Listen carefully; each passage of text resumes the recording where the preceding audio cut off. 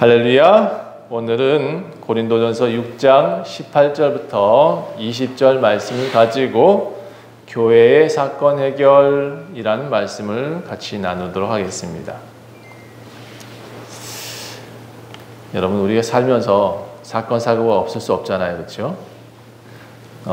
사람과의 관계 속에 살고 있다 보니까 항상 문제가 있을 수 있어요.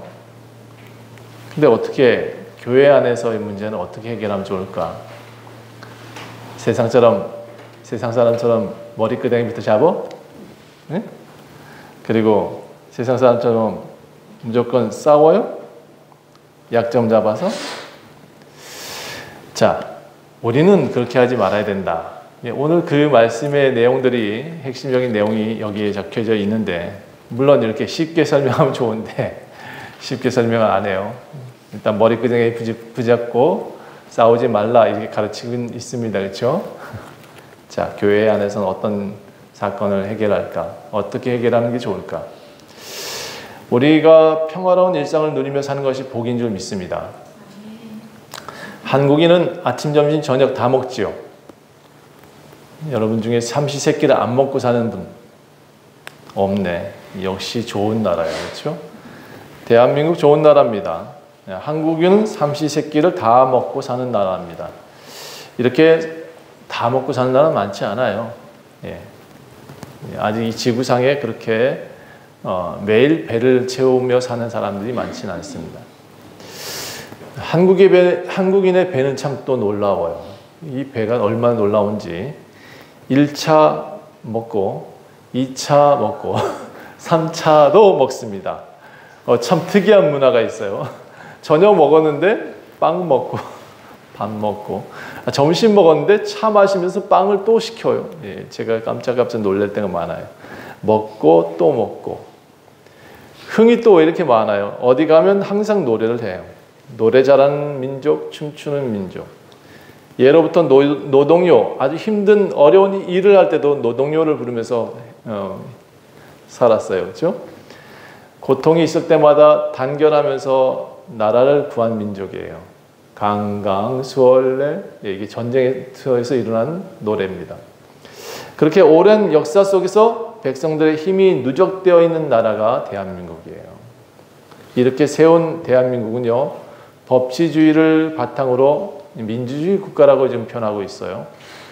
근데 이 법은 그 지위 고하를 막론하고 누구나 다 처벌하도록 규정되어 있어요.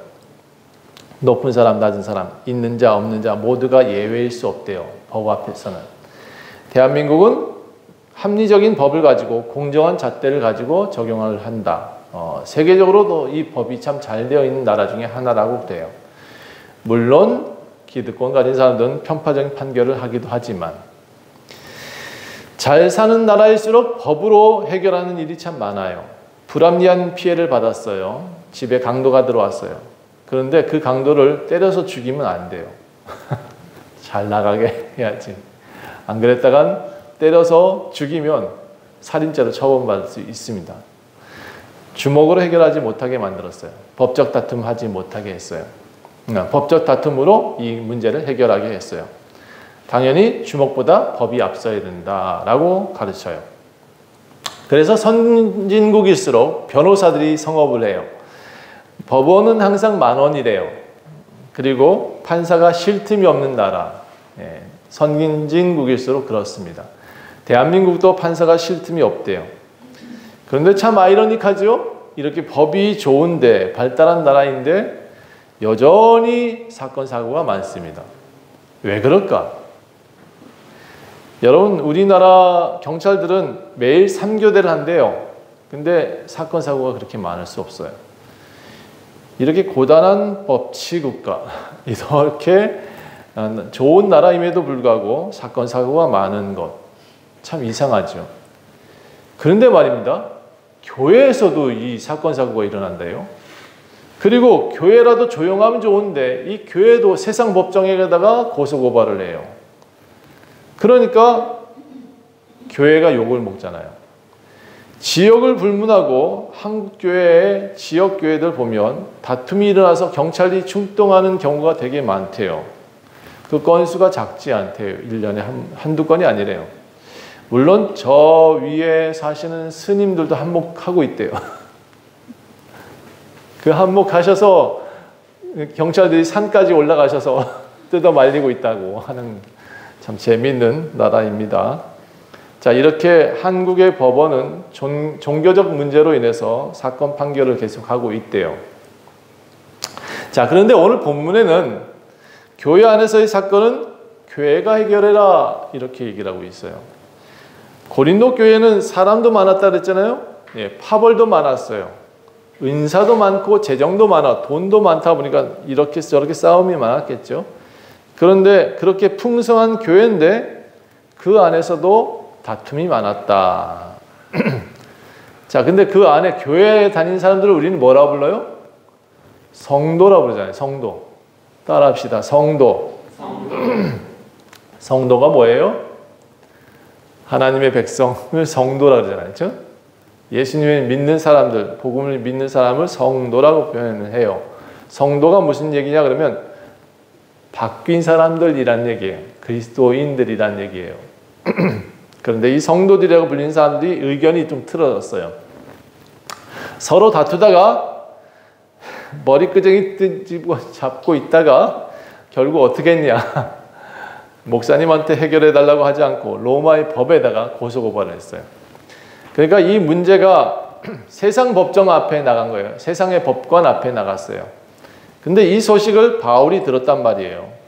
그래서 바울은 이 문제를 큰 문제를 생각하고 고린도 6장 한 장을 거의 할애해서 얘기를 하고 있어요.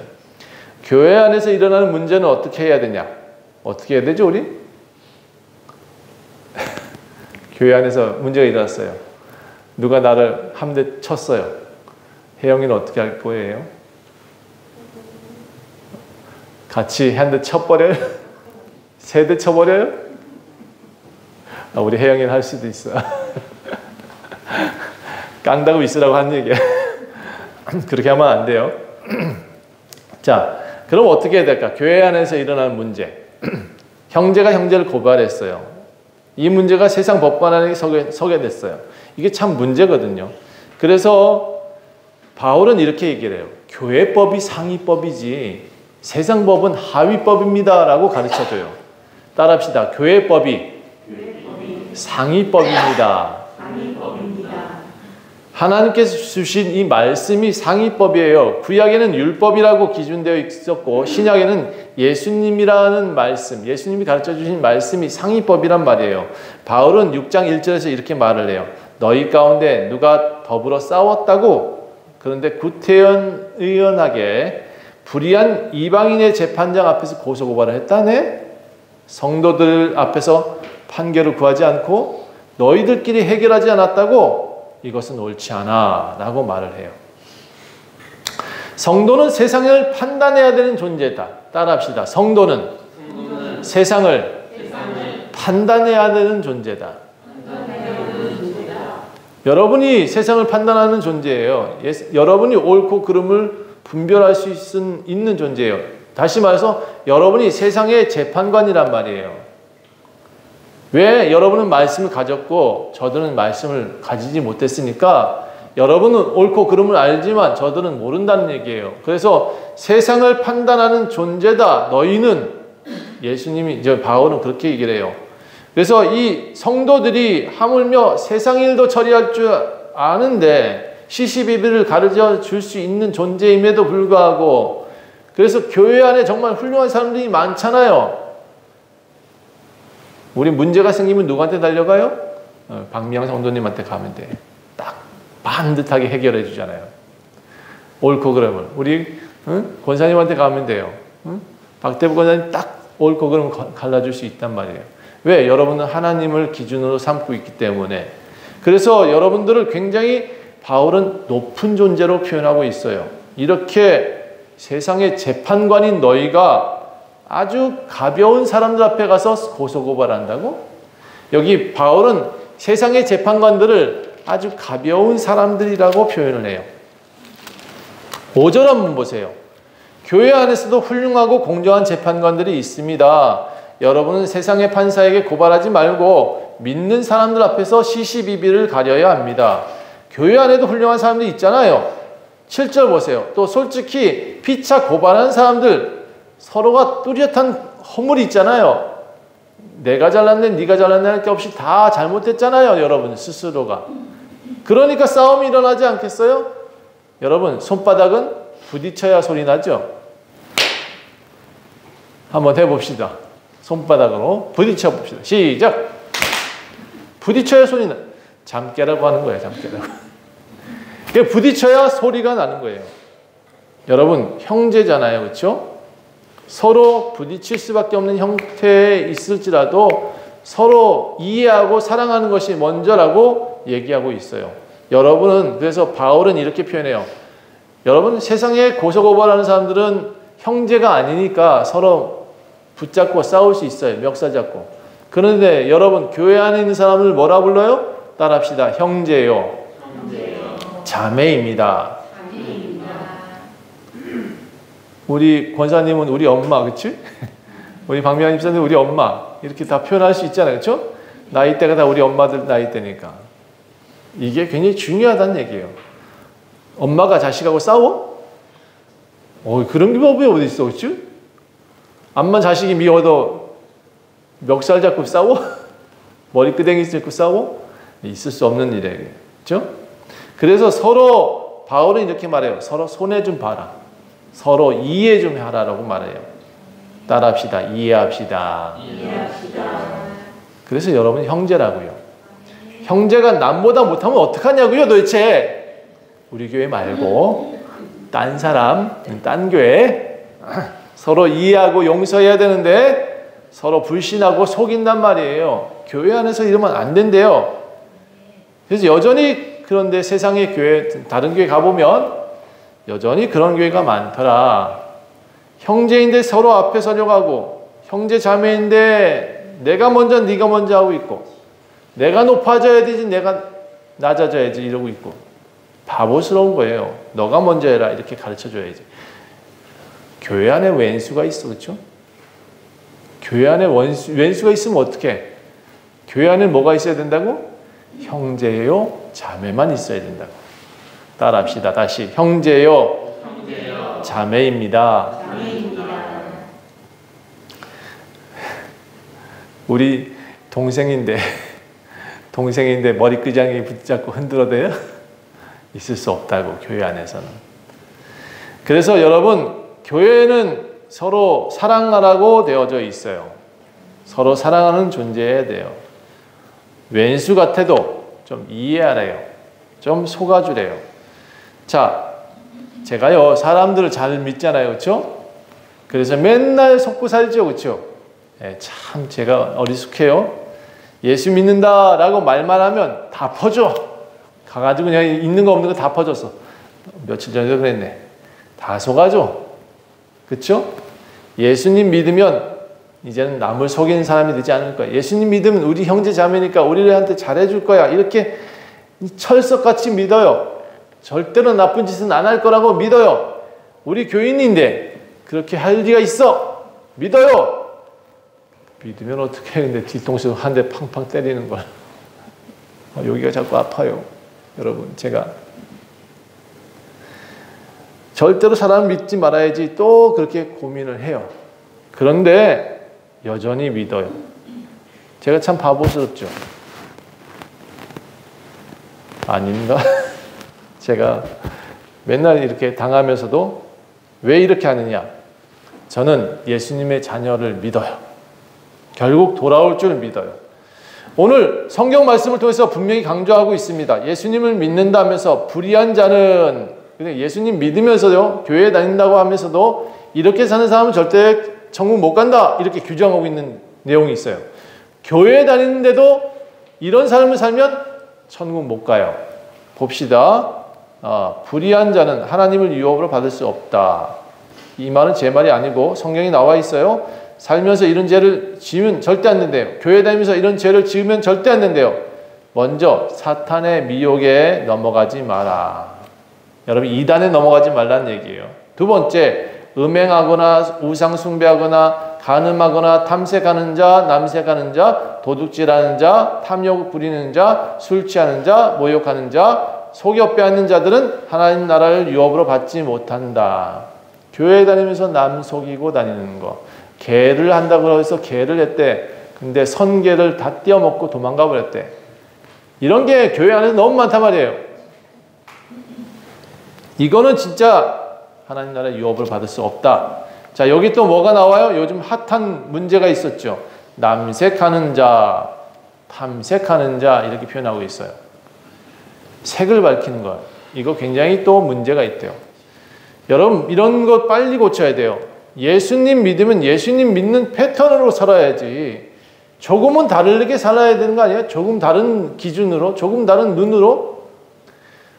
교회가 어떤 교회는 성화를 얘기합니다. 성결을 얘기하면서 성화 바뀐대요. 제가 보니까 예수님 믿는 사람은 바뀌긴 바뀌어야 돼. 확실히 무식한 사람보다는 유식한 사람이 돼야 되고 기준이 없는 사람들 살다가 기준 있는 삶을 살아야 되는 거고 바뀌어야죠. 옛날엔 시장통에서 아무렇게나 살았다 그러면 이제는 하나님의 아들, 딸 아주 거룩한 옷을 입고 교회 나오잖아요. 그러면 좀 바뀌어야지. 하나님의 자녀가 되는데 여전히 노비처럼 살고 있어. 여전히 그 세상 저 시장통에 싸움꾼처럼 살고 있어. 그러면 안 된단 말이죠. 바울은 이런 사람들한테 충고했어요. 뭐라고 했냐면 11절 너희 중에 이와 같은 자들이 있으면 주 예수 그리스도의 이름과 하나님의 성령 안에서 씻음과 거룩함과 의롭다 하심을 받아라. 그렇게 바뀌어라는 얘기예요. 하나님의 성령 안에서 씻어 좀 깨끗하게 씻어내라고요. 거룩해지라고요. 의롭다함을 받는 사람이 되라고요. 좀 더 쉽게 말씀드릴게요. 이거 함축해서 그리스도인 좀 되십시다. 그리스도인답게 살아야지. 거룩한 옷을 입고도 진흙탕에 살면 어떡하겠다는 거예요.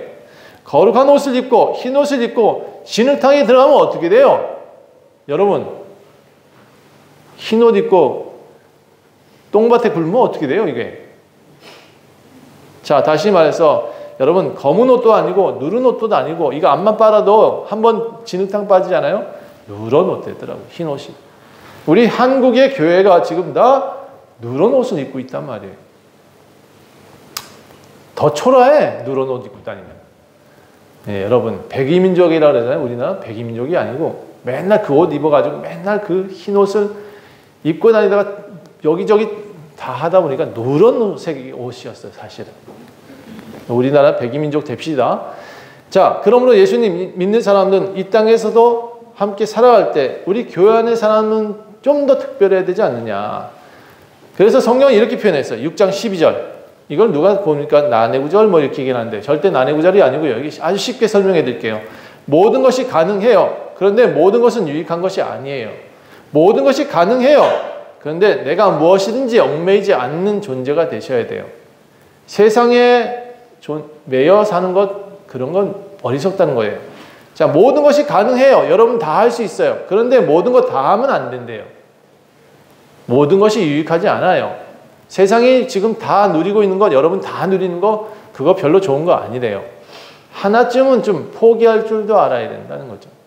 예수님을 위해서 내가 좋은 차는 좀 안 몰아도 된다는 얘기. 이런 얘기를 좀 생각해 보세요. 내가 예수님 믿으면서 내가 조금씩 떼어서 어떤 한 사람을 키워가지고 그 사람한테 공부 잘하는 아이를 열심히 키웠다. 여러분 그건 차 한 대를 굴리는 것보다 훨씬 나은 거예요. 그러므로 여러분 이 구절을 매우 함축적인 의미를 담고 있어요. 매우 시적이면서도 큰 의미를 담고 있어요. 이 구절을 설명하기 위해서 13절을 이렇게 구체적으로 설명해 나가고 있어요. 사람이 중요하다고 생각하는 것은 배불리는 것이 아니라는 거예요. 살면서 여러분 배만 채웠다고 여러분 지위가 올라갔다고 그 사람이 옳은 사람이 되는 건 아니에요. 제가 보니까 높은 자리에 올라갔다고 해서 그 사람이 존경받는 사람이냐? 그렇지 않아요. 여기 음식은 배를 위해서 채우기 위해 있고 배는 음식을 위해 있다라고 하는 아주 단순 무식한 사람들이 있다는 거예요. 세상 사람들 가운데. 먹기 위해 살아야 우리? 다시 묻겠습니다. 먹는 즐거움은 있어야겠지만 먹기 위해 살아요? 살기 위해 먹는 거예요. 이걸 좀 생각해 봐야 돼요. 이게 많은 사람들이 먹기 위해 사는 것 같아요. 욕구를 채우려고 사는 건 안 된다. 하나님께서 사람은 그렇게 만들어준 존재가 아니래요. 사람은 먹는 존재, 돼지처럼 먹고 사는 존재가 아니고 뭔가 목적을 가지고 있으니까 그 목적을 이루기 위해서 먹고 사는 거지 절대로 배를 채우는 사람이 아니래요. 하나님께서 그렇게 만들지 않았대요. 하나님 앞에서 우리가 중요하다고 생각하는 것은 이렇게 무식하게 사는 사람들은 한순간에 그 몸을 무너뜨릴 수 있대요. 제가 요즘 많은 사람들 중에 저희보다 이제 5살, 6살 많은 사람들 중에 제가 좀 친구들이 많은 편인 것 같아요. 같이 일도 하시고. 근데 이 목사님들 가운데도 병이 들었어. 여러분, 우리 한순간이에요. 욕심 부리지 말아요. 절대로 그렇게 살 필요 없어요. 내 몸 망가지면 뭐예요? 다 망가지면 끝인데. 그래서 조금만 생각해 보세요. 내가 존재하는 이유가 내가 단순히 먹기 위해서 일을 하면 바보스러운 일이 되는 거고, 내가 살기 위해서 일을 하면 그건 참 지혜로운 사람이 되는 거예요. 내가 어떤 하나님의 목적을 위해서 일을 하는 사람이 되면 무언가 기회가 올 수 있지만 매일 앉아서 빵만 넣고 있다. 이 배만 띵띵 불어나지. 여러분, 그래서 여러분 열심히 움직이셔야 돼요. 움직이는 사람이 먹을 수 있는 거예요. 하나님이 중요하게 생각하는 것은 우리 몸이 아니라, 우리 몸에 채우는 것이 아니라, 하나님이 중요하게 생각하는 것은 당신이 어떤 존재냐 이거 아는 거라는 거예요. 13절 후반부터 눈으로 한번 읽어봐 주세요. 여러분의 몸은 음란을 위하여 존재하지 않습니다. 그렇게 배를 채우거나 색을 채우기 위해 존재하는 거 아니에요. 우리 몸은 주님을 위해서 존재해야 됩니다. 주님은 우리를 위해서 존재하고 계시거든요. 14절 그래서 하나님께서는 우리를 다시 살리셨습니다. 그리고 그의 권능으로 우리를 다시 또 살리실 것입니다. 왜? 우리는 존귀한 존재니까. 여러분 몸은 그리스도의 지체임을 알아야 합니다. 그리스도의 지체를 가지고 창녀의 지체를 만들 수는 없어요. 절대로 그렇게 하면 안 되는 겁니다. 16절 보세요. 창녀와 합하는 자는 그와 한 몸이 되는 것이다. 여러분 다시 말씀드렸어요. 둘이 제가 항상 말씀드리잖아요. 예수와 합하여 살면 예수가 되는 거고 세상과 합하여 살면 세상 사람이 되는 거고 하나님과 합해 살면 거룩한 영이 된다고. 그러므로 여러분 주님과 합해서 예수와 한 영이 되셔야 돼요. 따라 합시다. 예수와 한 영. 다시 말해서 이거는 예수라고 사람들이 볼 수 있게끔 만들어져야지. 그렇게 나와 하나님과 함께 거룩하게 살면 다른 사람들이 존경을 해요. 존경 안 할 수가 없다니까요. 그가 예수와 함께 한 몸인데 우리는 그런 몸을 가지고 태어난 거예요. 우리는 예수님을 받아들이도록 태어났어요. 우리는 예수님의 집이에요. 우리는 성전이라니까요. 우리는 예배 드릴 수 있는 하나님이 우리는 예배하는 성전이라고. 이렇게 존귀한 성전을 하찮게 그렇게 싸워서 되겠어요? 세상에 우리 몸을 맡길 수 있겠어요? 예수님과 하나 된 사람들은 삶의 패턴이 달라져야 된대요. 일단 음행을 피해야 되고 세상 사람처럼 그렇게 다투며 살지 말아야 되고 사람이 이 범하는 죄가 다 몸 밖에서 존재하는 거거든요. 우리 몸 밖에 죄가 존재하는 거지 사람 안에 존재하는 게 아니래요. 그런데 이 음행이라는 것은 이상하게 자기 몸부터 버리게 된다라고 성경은 말해요. 그래서 다른 죄는 밖의 요인 때문에 생기지만 이 음행은 자기를 더럽히면서 죄가 된다라고 표현하고 있어요. 예수님은 믿고 깨달으라고 하고 있어요. 제가 예수님 믿고 난 다음에 한 가지 알게 됐어요. 저도 젊었을 땐 혈기가 넘쳤을 거 아니에요. 그렇죠?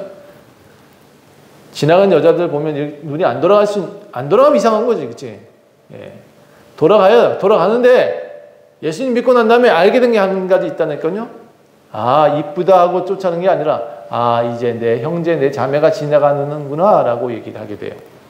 예수님 믿고 난 다음에 이렇게 바뀌었어요. 성경은 이렇게 표현해요. 내 이웃 것은 탐하지 말아라. 내 이웃의 종도 탐내지 말아라. 내 이웃의 아내도 탐내지 말아라. 구약에는 이렇게 이웃 것을 탐내지 말라라고 기록되어 있지만 사실 이렇게 기록하니까 이 문제가 해결이 잘 안 돼요. 법은 분명히 말해요. 간음하지 마라, 뭐 하지 마라 되게 있지만 사람들은 그 피해서 다 죄를 짓잖아요. 그래서 신약의 예수님은 이렇게 표현했어요. 이 문제에 대해서 내 이웃을 내 몸같이 사랑해라 라고 바꿨어요. 그래서 여러분, 저 지나가는 형제 자매는 내 몸이라고요. 그러니까 함부로 대할 수 없잖아요. 저 지나가는 사람이 내 성전이라고요. 내가 섬겨야 될 사람이에요. 바뀌어야 돼요, 생각이. 여러분, 앞에 있는 여자, 남자가 성적 대상이 아니고 내 동생, 내 누나, 내 오빠, 내 성도 이렇게 바뀌게 되니까요. 사람이 뭔 생각이 드냐면 함부로 하지 못해요. 저 사람을 함부로 해서는 안 되겠구나라는 생각이 들어요. 저 사람 안에 예수님이 계신데, 저 사람 안에 거룩한 하나님이 거하고 계신데, 저 사람은 하나님의 집인데, 이렇게 생각하고 나니까 사람을 함부로 못하겠더라고요. 자, 바울은 이제 더 한 가지 강조합니다. 19절 보실래요? 너희 몸은 너희가 하나님께로 받은 바 너희 가운데 계신 성령의 전인 줄 알지 못하느냐. 너희 자신의 것이 아니라 값으로 산 거야. 그런즉 앞으로는 너희 몸으로 하나님의 영광을 돌리는 삶을 살아야 돼 라고 강조해요. 여러분, 하나님께로 받았대요. 처음부터 우리는 하나님께로 받은 존재예요.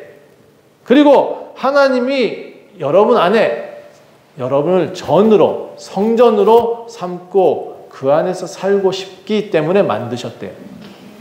그런데 이 몸을요, 배가 나오면 안 되는데, 배만 드륵드륵 음식만 채우고 있는 이상한 존재가 됐다는 얘기예요. 이런 존재가 되면 안 된다고. 세상에서 사람들 싸우고 난리법석을 쳐도 여러분만큼은 이 사람이란 존재를 굉장히 귀하게 여기라고. 그 존재가 하나님이라고. 그 존재 안에 예수님이 거하신다고. 그 존재가 내 형제고 자매고 내 성도라는 사실을 잊으면 안 된다고. 여러분, 이 문제만 정확히 인식하고 있으면 세상의 성범죄가 많이 해결될 줄 믿습니다.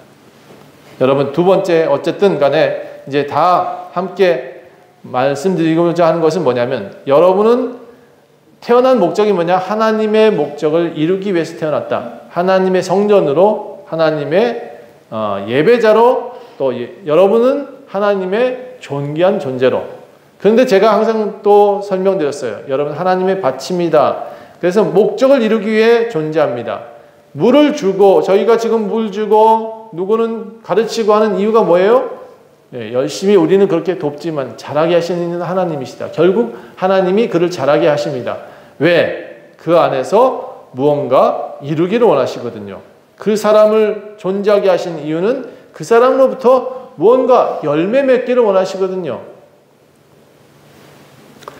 저는 이 교회 양경 집사님 가정, 우리 박미아 집사님, 우리 박대복 권사님, 우리 또 여러 성도님들이, 이봉성 성도님 이렇게 나와서 함께 있는 이것이 목적이라고 생각해요. 첫 번째, 우리 교회를 함께 세워야 될 목적. 두 번째는 여러분 통해서 이렇게 신앙생활 잘하는 사람들은 솔로몬 같은 지혜를 주셔서 무언가 이루겠다는 목적. 우리 박대복 권사님은 저 연세에도 세상 사람들 다 아름답게 만들겠다는 목적을 주셨습니다. 여러분, 이것이 우리가 존재하는 이유입니다. 자, 그래서 이렇게 존귀한 존재는 세상 법정에 갈 필요가 없어요. 다시 말해서 형제 자매요, 성도요, 거룩한 백성이라고 생각하면 왜 세상 법정에 가서 싸우고 난리요? 기독교인들, 그리스도인들은 다시 한번 생각해 봐야 됩니다. 우리는 서로 이해할 수 있잖아요. 그렇죠? 따라합시다. 형제요, 자매입니다. 절대로 세상 법정에 나가서 싸울 이유가 없어요. 그래서 교회 안의 분쟁은 서로 해결하자. 교회 안에서 해결하자. 세상의 재판관을 아까 뭐라 했어요? 가벼운 재판관들이다라고 말했어요. 가벼운 사람들. 그런 사람들한테 우리를 맡기면 되겠어요? 우리는 훌륭한 신앙인들입니다. 서로 이해하고 사랑할 수 있는 존재여야 합니다. 두 번째는 사람이 서로 사랑해야 되는 이유가 뭐냐? 여러분은 단순히 먹기 위해 태어난 존재가 아니라 돼지가 아니라고. 그럼 여러분 무엇이냐? 하나님께서 계획하셔서 태어나게 하신 존귀한 자들이라고요. 하나님의 성전이다. 예, 이 성전은 악한 것으로 채우지 말고요. 예수님과 한 영이 되셔서 하나님께 영광을 돌리는 삶을 살아야 된다. 여러분은 단순한 존재가 아니에요. 따라합시다. 나는 단순하지 않다. 세상 사람들 다 아메바 같이 돼지같이 살더라도 우리는 그렇지 않다고요. 왜 우리가 예수님 믿는지 아십니까? 왜 예수님 믿으려고 여기 나와서 예배하는 줄 아십니까? 여러분은 하나님의 거룩한 백성이고 성전이기 때문에 여기 나와 있는 거예요. 이렇게 좋은 특권을 가지고도 세상 사람들 같이 머리 끄지고 싸우면 안 된다고. 그렇게 하면 안 돼. 자, 여러분 하나님께 바로 세워져야 되겠습니다. 여러분은 성전이기 때문에 악한 것으로 채우지 말고 하나님의 영으로 채워주시기를 부탁드리겠습니다. 그리고 하나님께 영광을 돌리는 삶을 살기 위해 태어났음을 꼭 기억해야 됩니다. 여러분 하나님 앞에 바로 세워지면 여러분한테는 하나님의 지혜가 내려옵니다. 여러분이 하나님 앞에 바로 세워지면 하나님께서 여러분이 원하신 것을 이루게 하십니다. 여러분 분명한 사실은 하나님의 목적대로 살게 되면 여러분을 통해서 교회가 세워집니다. 여러분 통해서 세상이 바뀝니다. 여러분이 하나님 앞에 바로 세워지면 열매를 맺게 해주시기 때문에 그렇습니다. 그렇게 하나님의 성전의 제목이 될 때까지 여러분은 가꾸시고 사랑하실 것입니다. 때로는 가지치기도 하실 겁니다. 때로는 혼도 내실 겁니다. 때로는 몸을 꺾어 놓기도 하실 겁니다. 왜? 거꾸로 기울고 있으니까. 우리 하나님은 그렇게 또 지렛대로 그를 묶어서 끌고 오실 겁니다. 왜? 그는 하나님의 성전의 기둥이기 때문에 그렇습니다. 여러분이 한 분 한 분이 예수님의 기둥인 줄 믿으시길 부탁합니다. 여러분 한 분 한 분이 열매를 맺으실 것입니다. 우리 모두 하나님 아버지의 뜻을 따르는 존귀한 형제 자매가 되어서 세상 법정에 맡기지 말고, 여러분 그렇게 거룩한 하찮은 존재가 아니란 말이에요. 오직 하나님 아버지 앞에서 거룩한 존재로 세상을 다스리고 판단하는 존재가 되시기를 간절히 축원합니다. 기도하겠습니다. 하나님, 고린도 교회가 이렇게 문제가 많았답니다. 우리 원주 좋은교회는 이것을 바탕으로 교훈 삼아서 우리 교회가 바로 세워질 수 있도록 도와주시옵소서. 서로 간에 다툼이 없게 하시고 존귀한 존재임을 잊지 않게 하시고 서로에게 이해하고 사랑할 수 있는 그런 삶을 살게 도와주시옵소서. 교회 안에 성도들을 더 많이 보내주시고 이제 그들을 섬겨할 수 있는 원주 좋은 교회가 되게 하여 주시옵소서. 감사드리며 예수 그리스도 이름으로 간절히 기도합니다. 아멘.